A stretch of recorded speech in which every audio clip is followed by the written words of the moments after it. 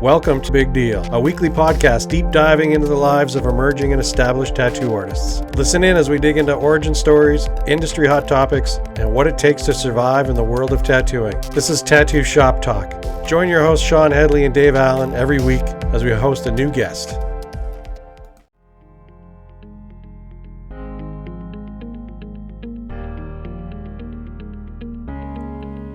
It's no secret Dave and I have a good guy connection, but we have a great relationship with many respected suppliers.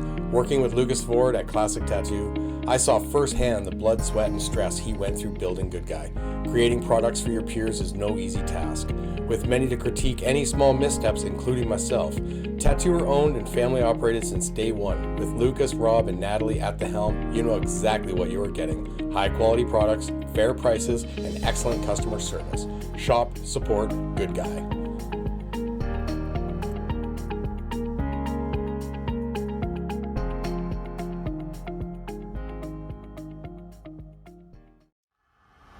The Hold Fast Social Club keeps expanding and adding features to make the life of tattooers easier. We just launched a classified section for pros only. Sell your tattoo gear, prints, whatever, in one spot. This is on top of a platform with peer-to-peer vouching, direct connect, a wait list, and geo-searching. Now you can find guest spots or forever homes at studios everywhere. No guessing, no awkward conversations. See what shops or artists have to offer. Mark them as favorites or add yourself to their wait list to let them know you are interested. Hold Fast Social Club keeps adding features to make connecting easy. Pros only, a place where the best of us can elevate each other.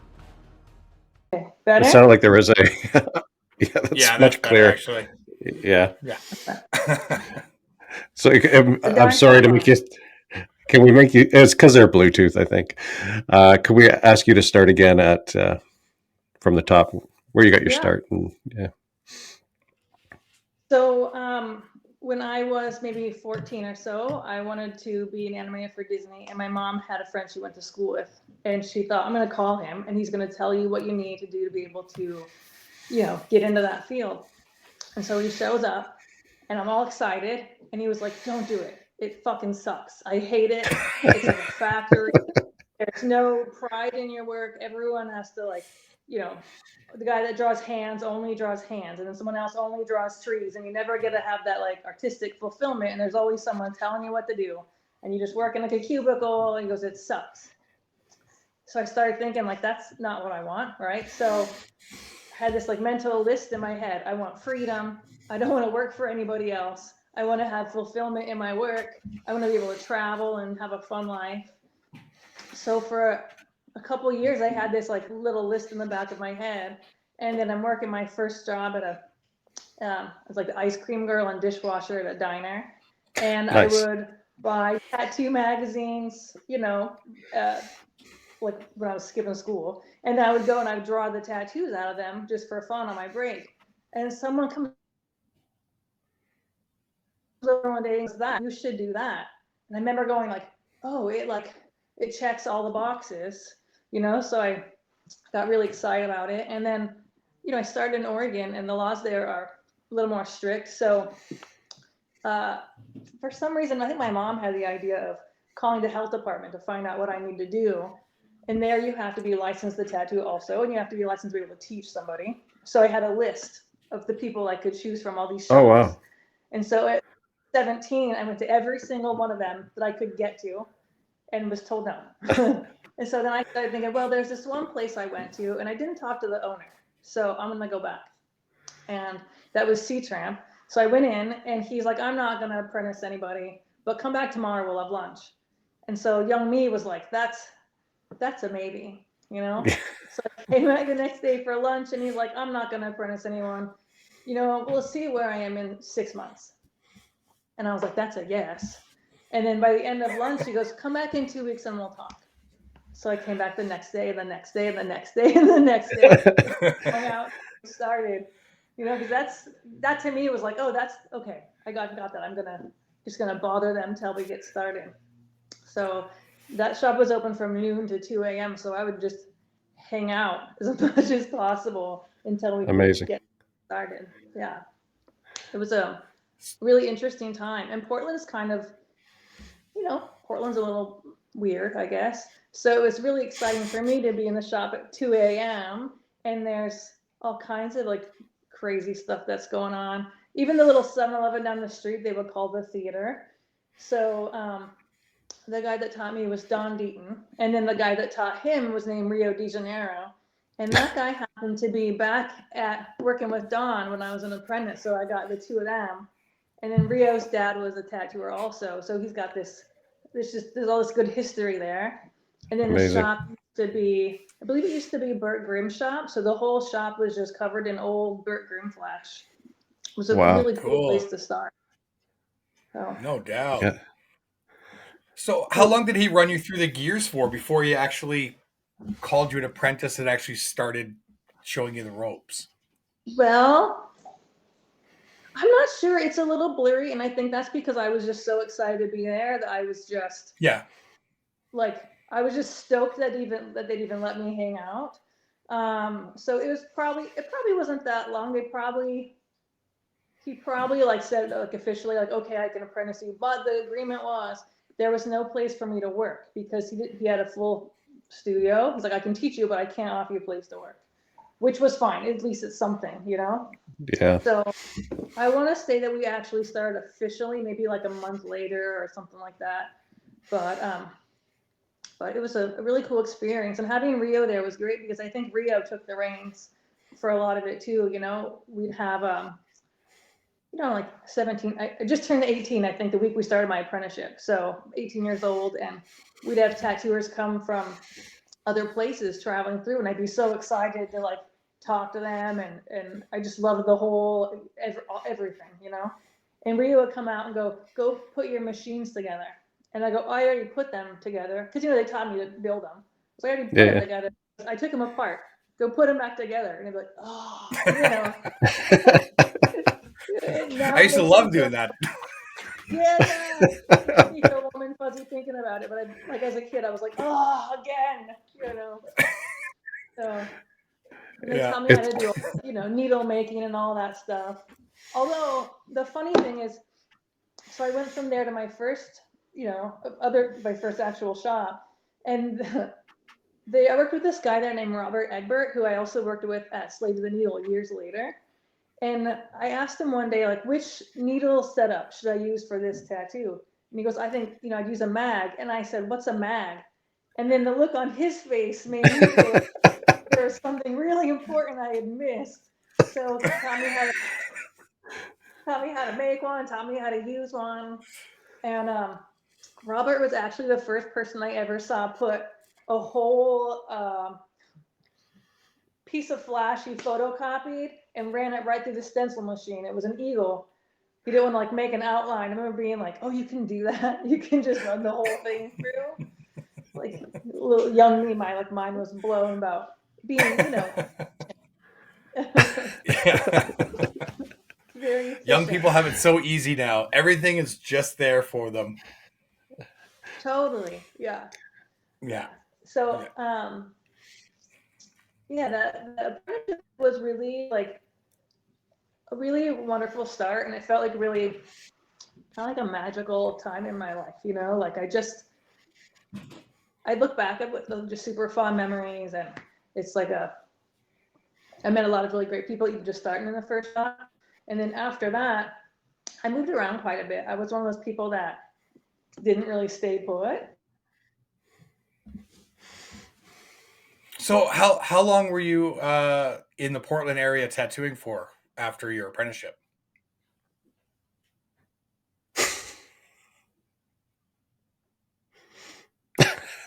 Whoops. She's had enough.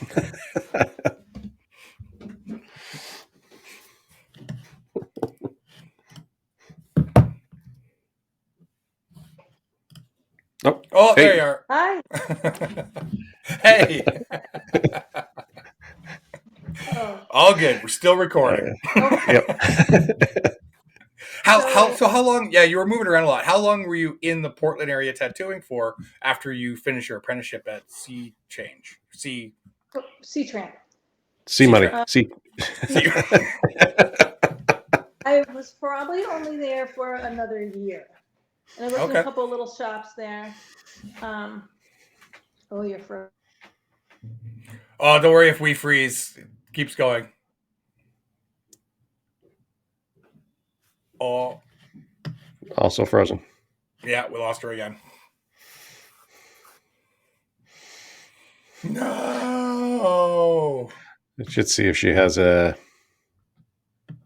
computer. I don't know that it would be better, but Yeah. if she's relying on her cell. But it's weird. Like cell phones would normally have a great connection, but it is the States. Yeah, I just think a computer would be wired into the. Yeah. Generally, not mine, but generally. Yeah.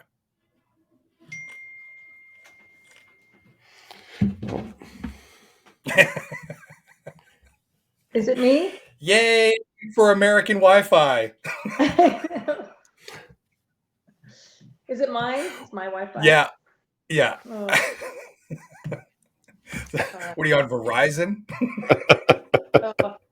I chose to do this at home because the Wi-Fi was better. So. Yeah. We just lost almost all of our John Clue interview the other day because his Wi-Fi was so bad that while it was uploading, it just kept losing packets and stuff of the data. So we lost. We have to redo our interview with him. It was just like, shit happens. Just works the rest of the way. Yeah.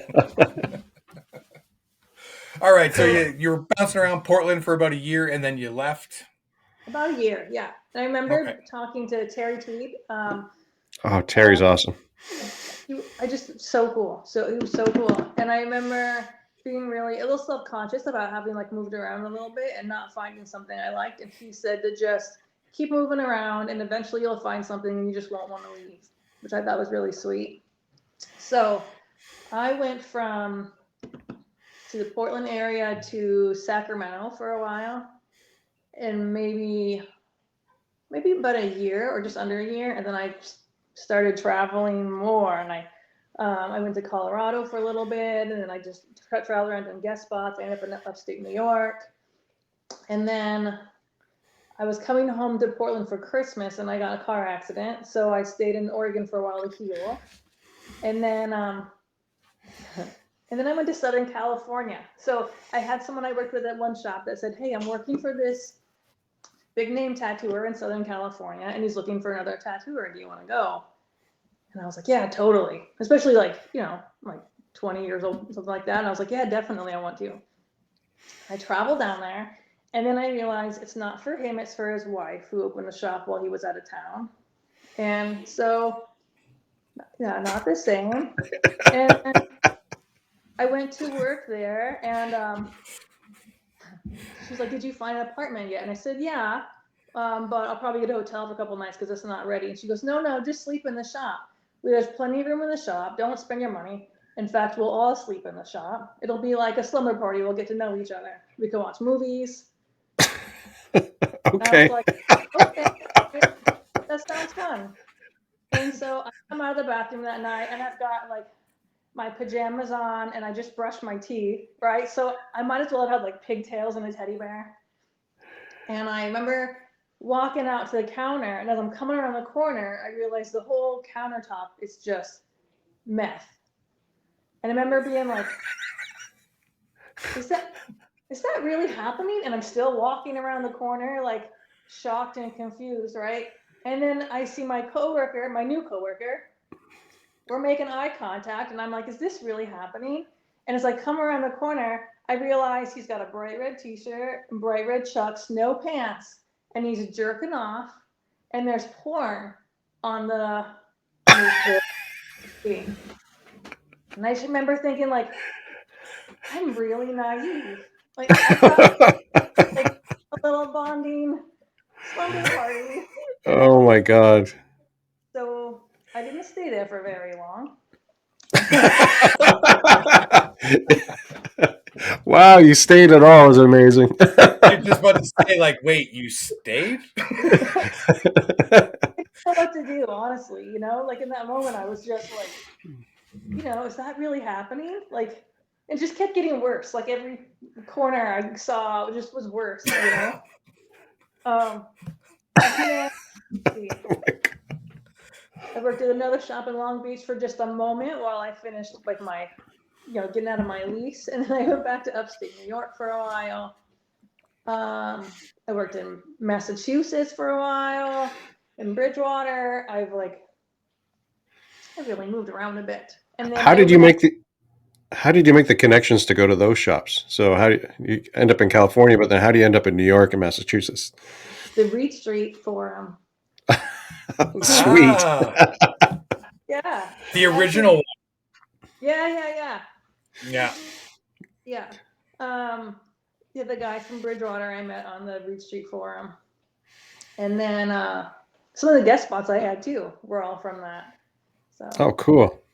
And then I opened a little shop in upstate New York when I was 23 and stayed for maybe, I think like 7 or 8 years. And then I went back to the West Coast. I feel like I'm a West Coaster. The East Coast is nice for a little bit, but I'm a West Coaster for sure. Yeah. So nice. And then that's why I went to Slave to the Needle. Oh no, I went back to Portland and I worked at Tiger Lily for a while. That's owned by Matt Reed, who I met when I was an apprentice at Sea Tramp. And I got to work with Maud and Drat, and then Slave to the Needle. So I was there for about 5 years, and then I went to work at Dark Age, which is one of my favorites. Yeah, no kidding. Working with Derek and Hannah and Eric, and yeah, I love that shop. I still love everybody there, and of all my little spots I've been to, that one still gives me warm fuzzies. So really love them. And then about 3 years in, I came into a guest spot at San Francisco at Seventh Sun. And then Luke offered me a job there, and I ended up moving. And actually, those two shops are probably my warmest fuzzy feelings, I think. So I think that I consider a lot of people at Seventh Sun my tattoo family, so. Yeah, it's a super shop with really great people. I love them. It was a really hard one to leave. That's where I met Jeff. And we have our little, it's kind of funny. I think of it like an unlikely friendship, right? I was a vegan, he was the hunter.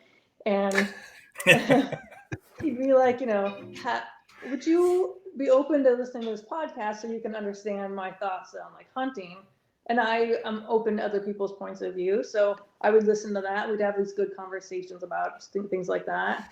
And now, it's funny how things change, because now he's one of my absolute closest friends, and working with him has been really amazing. He teaches me all kinds of life stuff.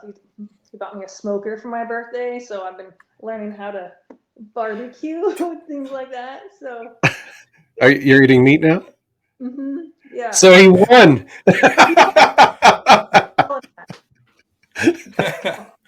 All right. How long were you vegan for? I was mostly vegan. I was vegetarian for 10 years, and most of that I was vegan. So okay. I was saying how I was vegan for 13. Oh, you were? Okay, and you're not now? Yeah.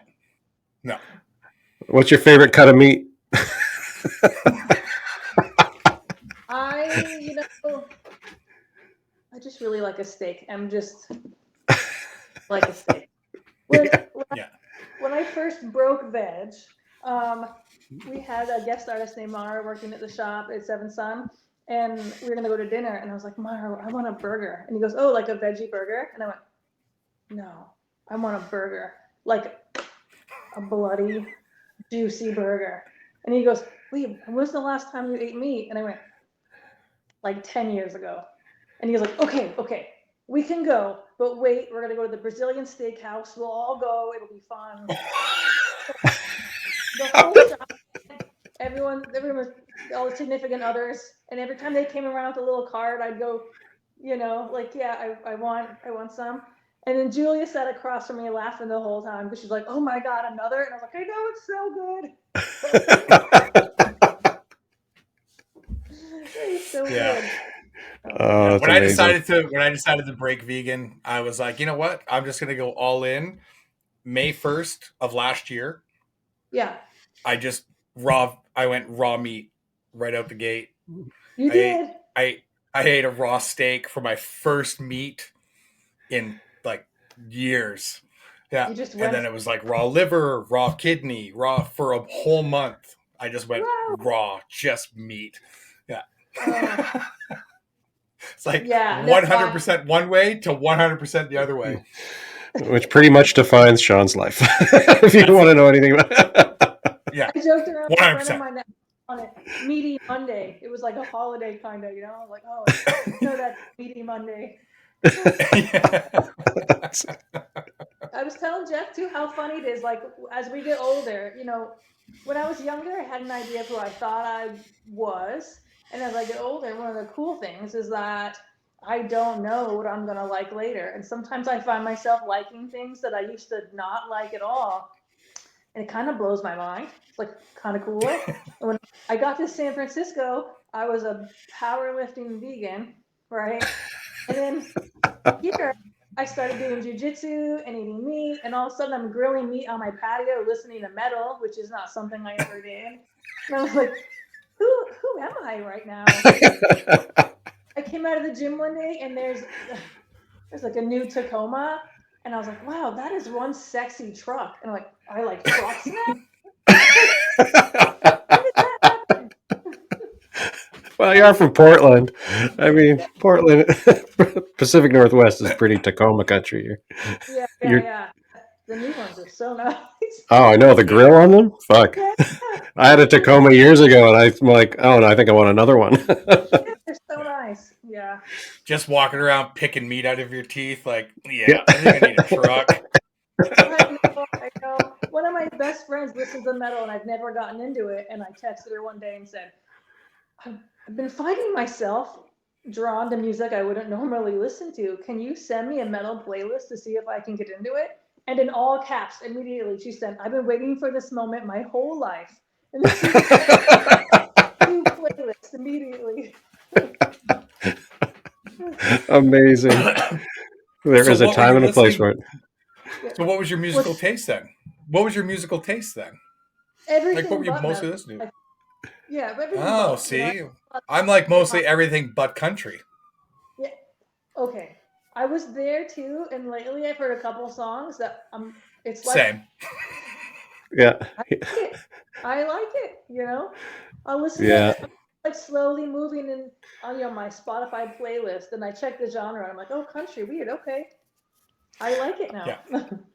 Yeah. I'm everything but Dave. emo. Nothing emotional.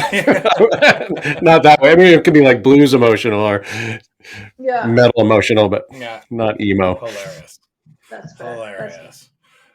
Well, so would you say that Slave to the Needle was kind of like the first kind of flagship shop that you worked at that helped define your style? Or were you already kind of defining your style before you got there? No, I think that would be very accurate. So I was always really drawn to the Japanese stuff. It's funny because like I have a sleeve on my arm that Matt did when I was 18, and it's water and a koi, and even then I was like drawn to the Japanese aesthetic. But because I was starting such a traditional shop where it was all like very Burt Graham influence, I would see in a tattoo magazine like a picture of a Japanese bodysuit and go, oh, what's that? Like that looks really cool. And they're like, nah, that's not what we're doing. So I kind of got like redirected a bunch, like that's different. That's not what we're doing.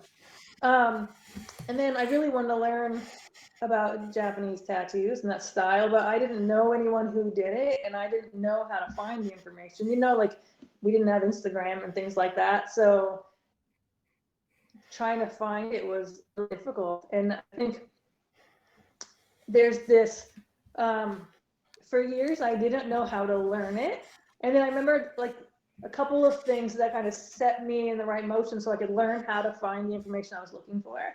And one of them, actually, I got tattooed by Todd Nobles. And the first time we ever hung out, we met on Reed Street Forum first.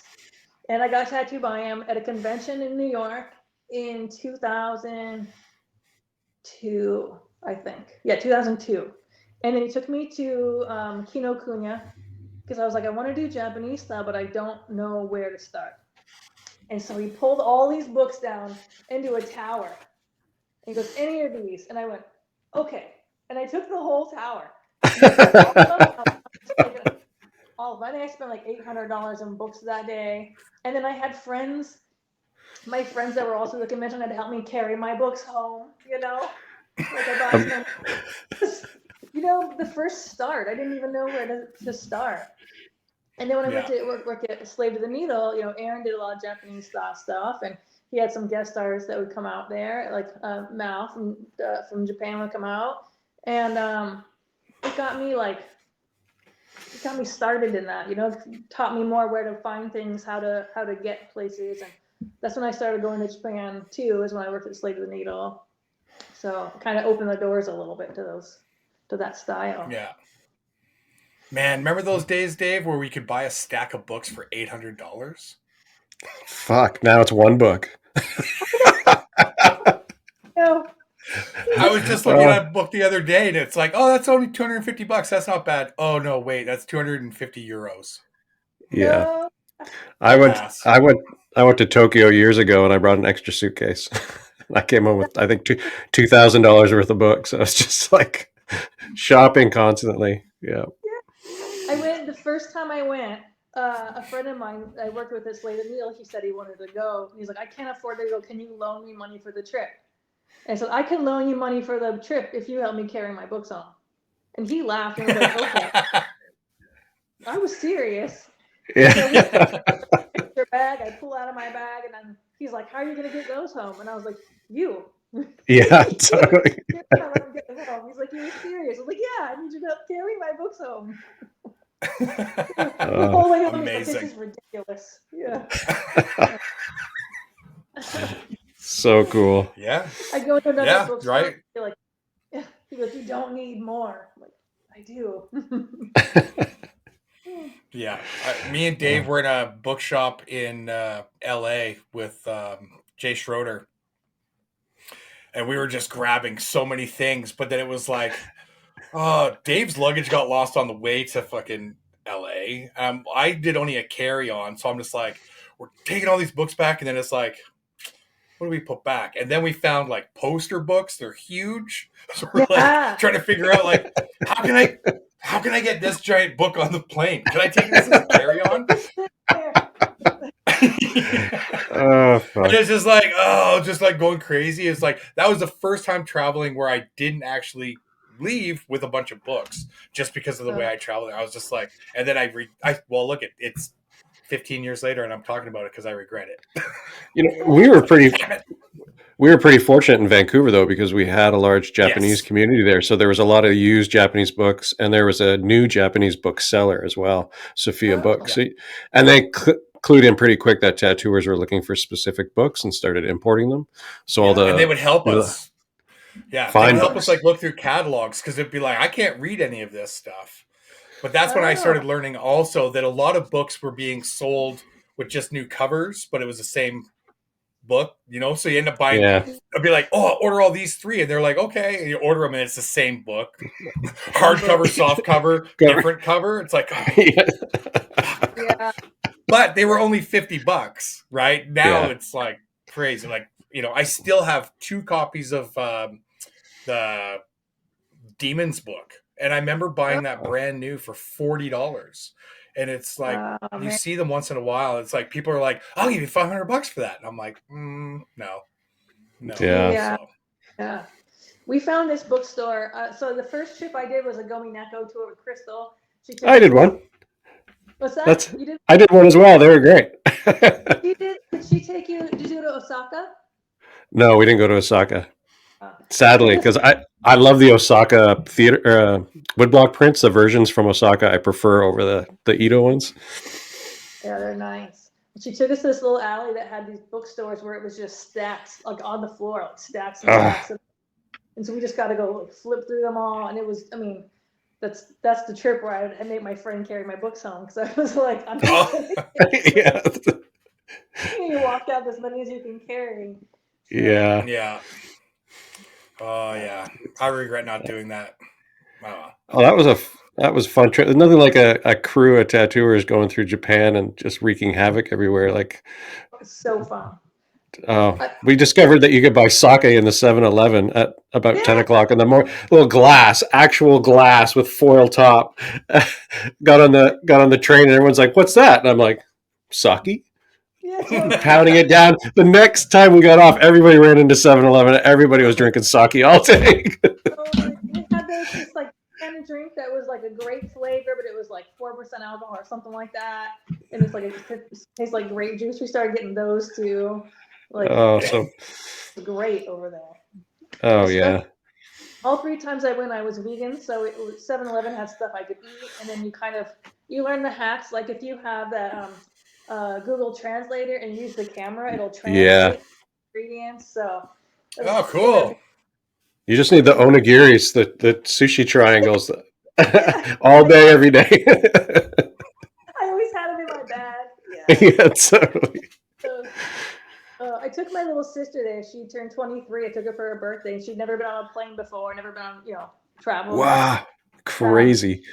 She was eating those onigiri, and she's like, she had told me before, she's like, I hate fish eggs. They're disgusting. I won't eat them. It's nasty. And then she was eating these cod onigiri the whole trip. We go for Osaka for a week. We get to Tokyo, and I was like, I'm going to run to the 7-Eleven. Do you want anything? And she goes, grab me a cod onigiri. They're so good. And I come back, and I was like, they only have the cod roe. And she's like, oh, no, so they only have the fish eggs. And she's like, oh, fuck that. That's disgusting. The next day, we're walking, and I see her eating the cod roe. And I was like, is that the one you've been eating the whole time? She goes, it's so good. And I was like, oh, cool.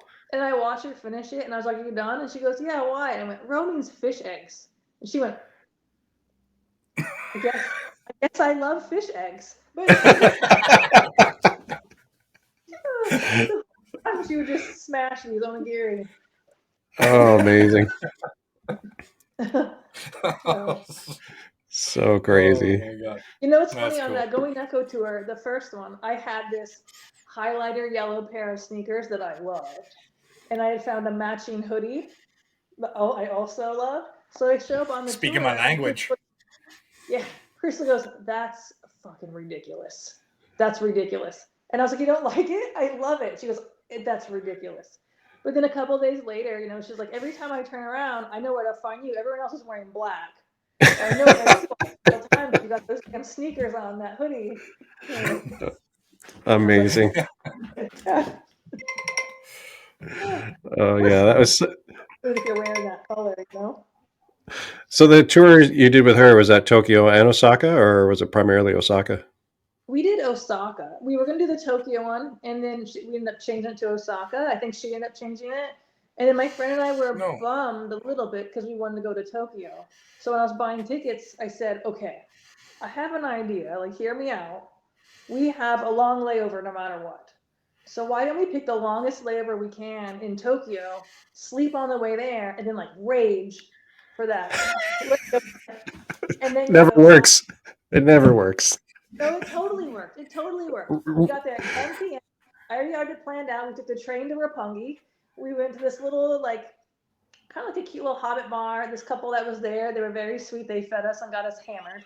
And then we start walking, and my friend goes, what's 13 sluts? And I look out, and I was like, let's find out. And so we walk in. It's like a vault door you open up, and there's like a red light. Everyone's wearing hot pants with tape on their nipples and conductor hats with whips. And he looks at me, and I was like, oh, yeah, we're going in for sure. They're teaching me how to whip people, and they got him tied up, and there's someone sitting on his lap putting hot wax on him and stuff. And then by the time we leave there, she's like, what next? I'm like, I don't know. We see a manga cafe, and I was like, let's go in and use the computer and see if we can find something for us to do. We get in there, and I realize it's all in Japanese, so it's clearly not helpful. We get there, I look at the computer, and I go, oh, I don't know why I thought this would help. So there's this lady who I'm pretty sure is a Russian sex worker. And I said, we're in town for only a couple hours. What should we do? And she took us to this VIP hip hop bar in this little VIP section. And we got more drunk there. And then By the time we made it back to Osaka, Crystal was walking across the airport to pick us up, and she goes, "Oh my God, I can smell you from here." We only had 10 hours. Make the best of it, you know? Oh, that's incredible. Yeah. Amazing. Crammed as much as we could into that 10 hours. I don't Oh know my how God. we got back in time. Yeah, Oh. that's something that tattooers are definitely not known for, making it back on time for stuff. So, Navigating transit in Tokyo is fucking impossible. Like, oh, I bet. I had taken a few Japanese classes, and I didn't think I was learning anything until we got there. And then once you're in there, you're like, "Oh no, okay, I understand what this is," you know. If I hadn't had that tiny little bit of help, it might have been harder, you know. I oh remember fuck. kind of being drunk, and my friend being like, "What's that say?" I'm like, "Oh, we go this way," you know. Awesome. Unreal. Did you get a chance to work in Japan? No, and I wanted to at first, and then actually Crystal brought up the idea that you know, like you come from a place where you're getting more money to tattoo. I mean, if you go there as an American, they're gonna want you to do a traditional American style stuff. Yeah. And you're gonna be sitting in a tattoo shop when you could be spending that time going to the temples and the bookstores and meeting people and things like that. So it's something I kind of learned. Started probably around that time of the Japanese trip, but also times like my first New Zealand convention, I was sitting there in the little booth, and I just realized I'm only here for 2 days. I've never been here in my whole life, and I'm gonna like sit here and make New Zealand dollars, which is less than American dollars, also, or I could just like go hang out. So I think I did one, two. It was like, I'm done, you know. Now it's kind of like I have to decide when I want to go to a convention if I want to work. Like I like going to see everybody, but you don't really get to see anybody if you're just in the booth the whole time. Yeah, Exactly. that's been the same. I've been saying that for years. Yeah. I'd much rather socialize and have an experience that's good for me rather than just head down doing what I do at home in worse conditions. You know, by now, like we have our station set up exactly how we want it, and we have the lighting just like we want it, and our chairs just cushy enough for us, Goldilocks style. You know, it's really, you know, like Jeff and I have the studio set up in a really delightful way. And also, I'm like fortunate enough to live in the Bay Area, so I'm making like Bay Area dollars. And then if I'm gonna go to work in some place where the money's different, I might as well just enjoy being there. You know, Yeah. work home. Yeah, get inspired and bring that inspiration home rather than come home drained after a weekend of who knows what happened. Yeah. That's something I've had to learn a lot too, is trying to like, you know, fill your cup up a little bit. That's part of creative work too. Yeah. Are you doing guest spots at all? No, not really. And I think so. Right before the pandemic, I gave away all my stuff and decided I was going to go travel full time for a year or two before I adopted a dog, because I didn't have a dog for a while. And so I think it was either January or February of 2020, Perfect timing. Great timing. went to an island in the Philippines, which was delightful. Nice. Ooh, Wi-Fi again? No, you're there. Still there. Yep. Okay. So I went to an island in the Philippines for about 5 weeks. And then, you know, the whole world shut down. So, did it shut down while you were there? Travel. Well, kind of, yeah. So can you hear me okay? Oh, yeah. Oh, yeah. Yep. Is the Wi-Fi? Okay. So I was there for the 5 weeks. I went to Manila, and then everything started to shut down when I was in Manila. And so I thought, well, screw it. I'm going back to the island. I don't have a home. I might as well be on this island, you know? And I get to the island, and my friend in Manila calls me, and it's like, you know, bad Wi-Fi. And I've got my little mango shake. And he's like, you have to come back now. And I went, yeah, but, you know, it's beautiful here. And he's like, the president of the Philippines put out an order that if you don't get back to Manila within the next 24 hours, you can't leave the Philippines. He's shutting it down. And even then I thought, like, where am I going to go? Rent in the Philippines is cheaper than rent in San Francisco to not be working. Yeah. And then I thought, you know, if something happened to my family and I was on a different continent, because I just wanted to be on an island, I'd not forgive myself. And also Hannah, you know, Hannah had cancer at that point, and I told her I'd help her move, and was kind of waiting for the pandemic stuff to kind of chill out a little bit. And I thought if something happened to her and I hadn't come back home, I wouldn't forgive myself. So I came back home. Yeah. Without happens. getting I forgot trapped. what the point Lucky. was. Yeah. Yeah. The point there somewhere. I forgot it. The point was is that you sold everything to travel, and then the pandemic fucked you. Yeah. Yeah. Well, while I was in the Philippines, though, I also had a moment where I realized, you know, the tattooers I was meeting, they were really great, and the jiu-jitsu people I was meeting they were really lovely. But the, you know, iron sharpens iron, right? And I'm not going to get that on an island better than I get it in San Francisco. You know, I was training at house, working at Seven Sun, and I realized that I was chasing freedom, but growth is more important, and that's here in the Bay Area. And then, you know, I don't think I've done guest spots. I haven't done any guest spots since then because I had surgery, I couldn't work, you know, things like that. And now that I'm working and my arms better, I'm really content. Like, I just love going to work in the studio. I love living at the beach. I've got like a little trailer for my dog so I can take him on bike rides along the beach. And there's nowhere else I want to go right now. Nice. Nice. Yeah. Are you still training jiu-jitsu?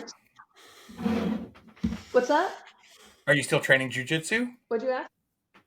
Are you still training jiu-jitsu? Sometimes. So I had that shoulder surgery, and it took a long time to heal. And now my elbow, I got an elbow issue. So sometimes. All jiu-jitsu related? Yeah. If I'm being really honest, I think it's tattoo related. You know, it's my tattoo arm, and I also did a lot of like weightlifting, powerlifting stuff. So I think I never really let like the rotator cuff heal properly. And then I had some calcific tendonitis, so it just kept tearing. I didn't realize that. And then, you know, the last couple of years, I'm gluing my shoulder to my side, and now my elbow has taken the brunt of everything. So yeah. So I can keep training. I just have to, you know, it's tattooing. It sucks. It's not jiu-jitsu. Sucks getting older, isn't it? I have a physio appointment I have a physio appointment this morning I have to get to just because I'm fucking old now. You know, I didn't do anything. My body's falling apart slowly. Yeah. Oh yeah, I woke up early and did my PT before this. So yeah. Totally.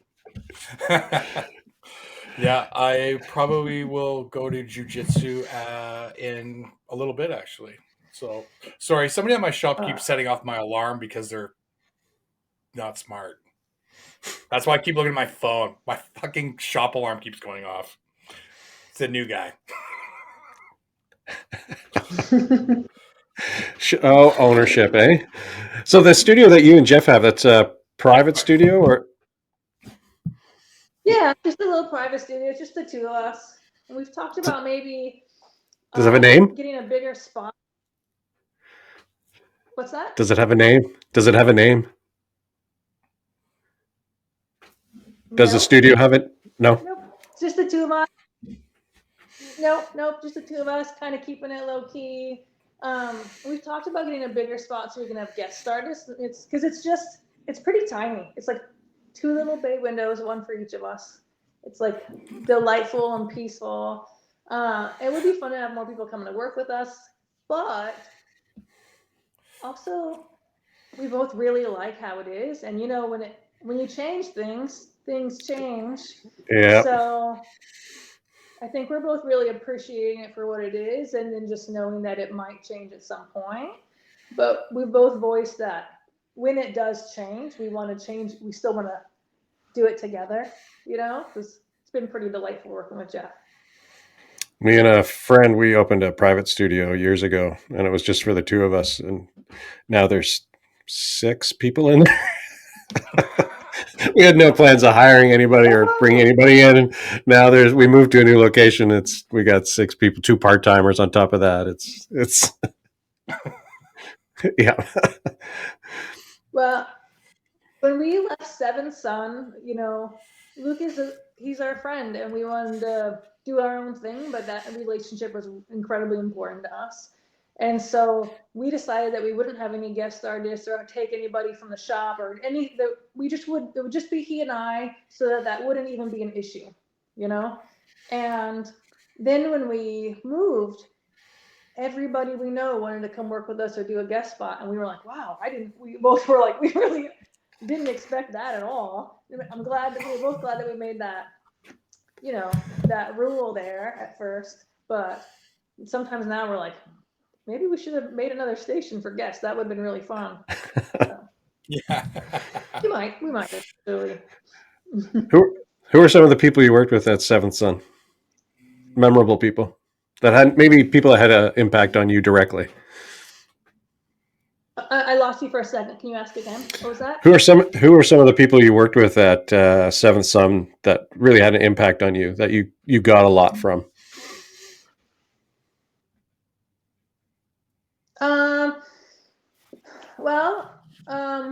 Luke for sure. I love the way he tattoos and draws, and as far as my tattooing goes, he definitely had influence there. Grimes an obvious one,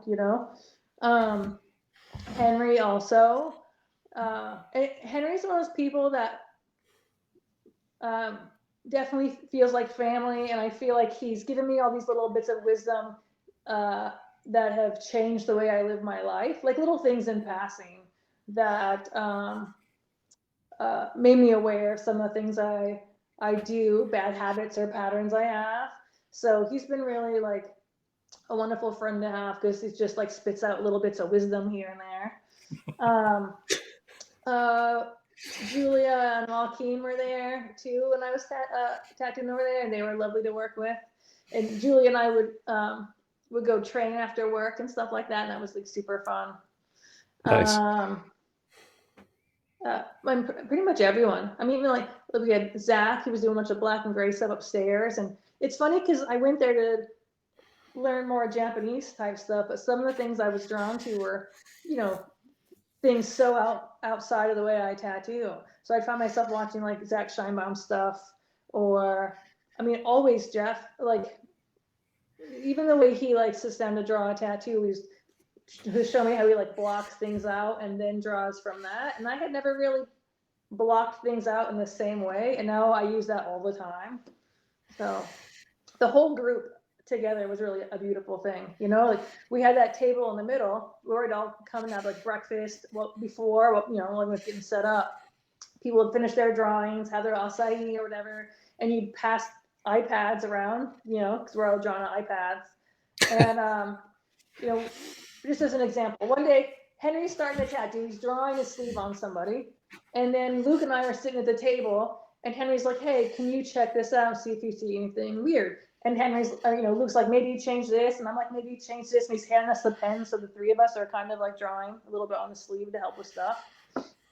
And then Luke's drawing something pretty cool, but we're looking at it, and he's asking for advice, and he's like, I'm not sure what to do here. I've got like a samurai with some samurai skull and an octopus and some other skulls, and we're trying to figure out like how it can be cool. And then Jeff walks by and goes, just put the helmet on the octopus.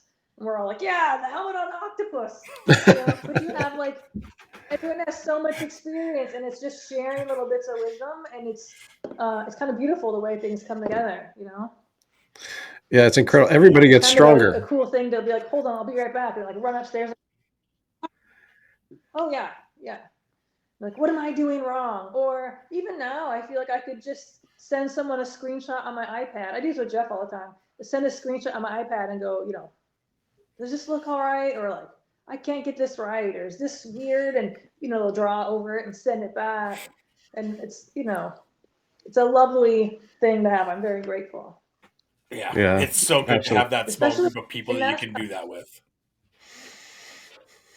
Totally. In that shop too, especially at the time, everyone had like a slightly different style, so you get different bits of information. Although sometimes it can be really frustrating too, because I don't do a whole lot of lettering tattoos, for example. I had a lettering tattoo to do.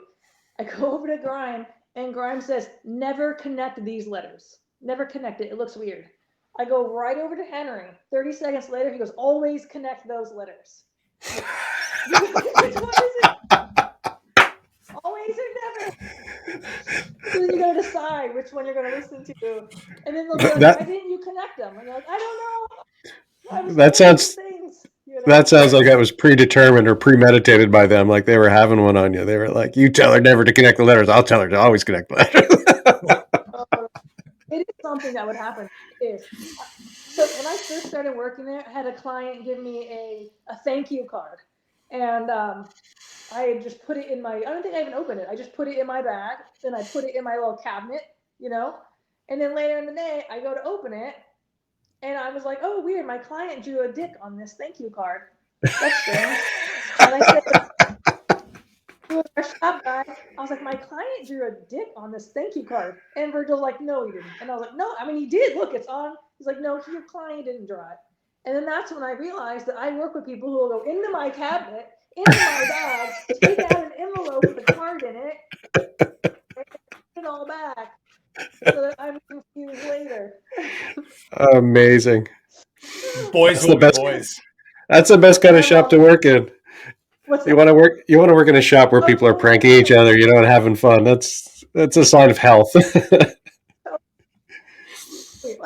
So Dave Robinson one day, he's drawing a dick randomly, and it looks kind of like sick and weird, and I'm watching him, and he says, I like to try to make them all look a little different, like he's making this masterpiece of art, and he's really taking his time.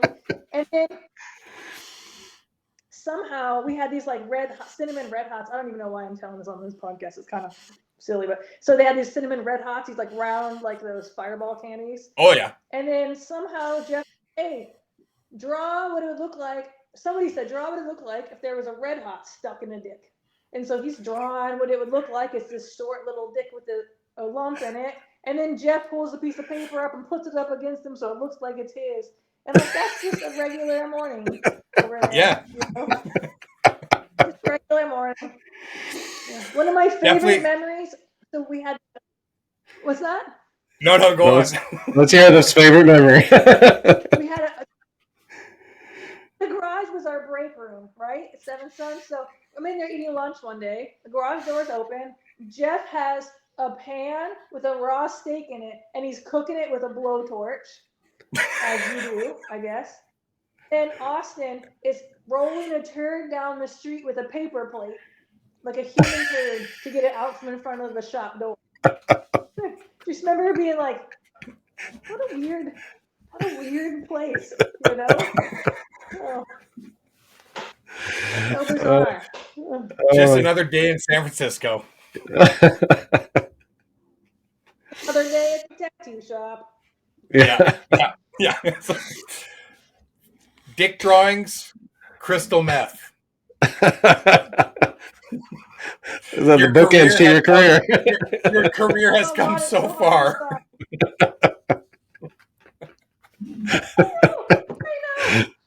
I know. Wouldn't our parents be proud to know what we deal with? Yeah. Oh my God, I know. I have this little deck of cards where it asks the deep questions, and my friend pulled one day and goes, if your life was a book, which chapter would you want your parents to skip? And she looked at me and goes,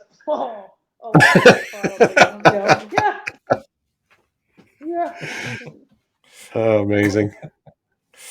All right. Yeah. So just the that usual other question, top 5 tattooers. Yeah, who are? Well, so Jeff's always going to be on my top of my list. He's one of my favorite people on the planet. Jeff Croce. I'm going to put Jeff Croce. He's just the best. I love the way he tattoos. He's one of the kindest, most generous people I know. I love that person. Love him. Grime's going to be on my list for sure. Same thing. I love him as a person, and I love the way he tattoos. And I I love his stuff. Luke will be on there. Luke's inspired me a lot. I love the way he draws, especially I find him really inspiring. Oliver McIntosh, his stuff is super cool.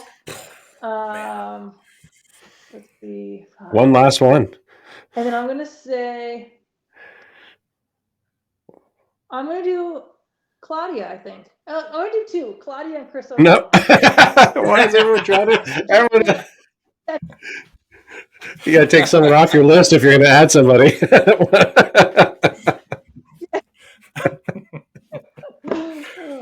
I always say that maybe Claudia. I have a top 5, but it always kind of changes. But I always say that my top 3 are always the same.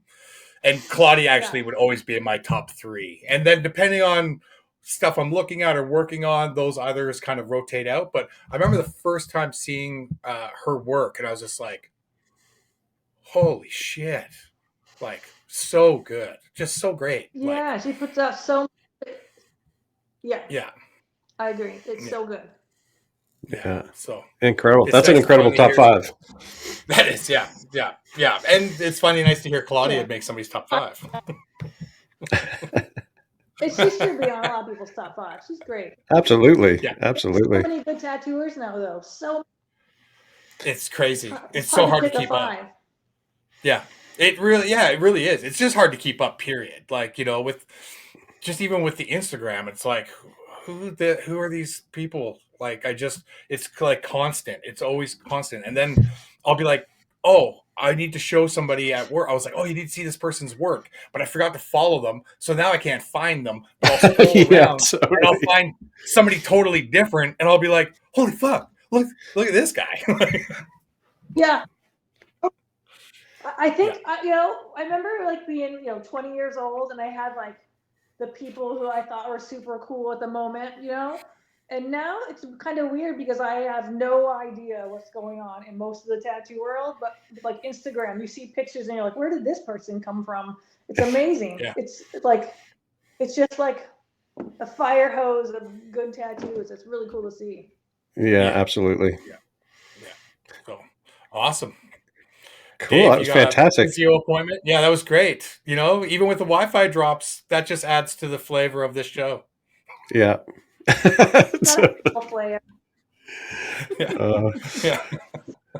Right on. Awesome. Enjoy the rest of your day. Thank you so much for joining us. Thanks, guys. Dave, it's really fun. Good to see you. Yes. Yeah. Thank you, Dave. Enjoy your physio. You bet.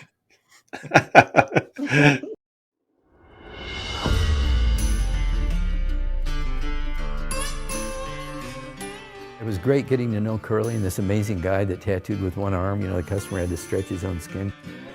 So I did get blood poisoning from him twice. Yeah, twice.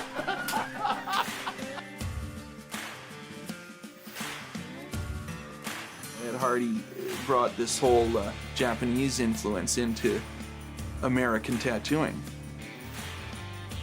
Once Dave Shore come onto the scene, it was like tattooing completely changed. If anybody could say anything about greaseball Japanese, it's fucking Dave Shore.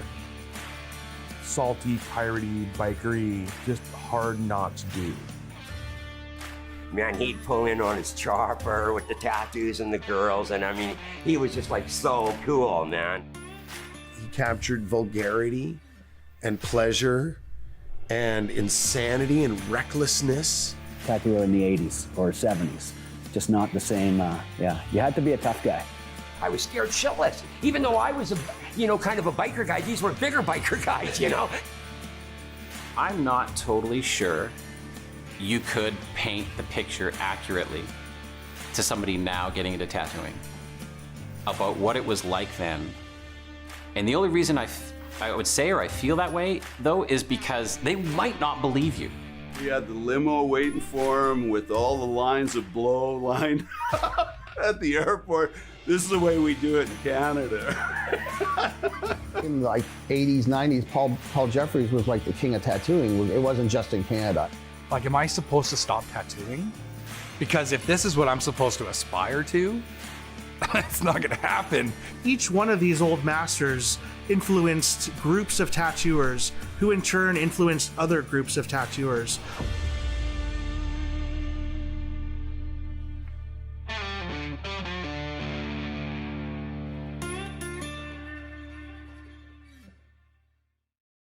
The True North Strong Tattoo Book. This is a massive tattoo encyclopedia of Canadian tattooers. 350 pages. It's an 11 by 17 coffee table format. Shawn and Dan worked tirelessly to get this thing out, and sadly it never made it to print, so it's available for free download at theholdfastsocialclub.com and championtattoo.ca.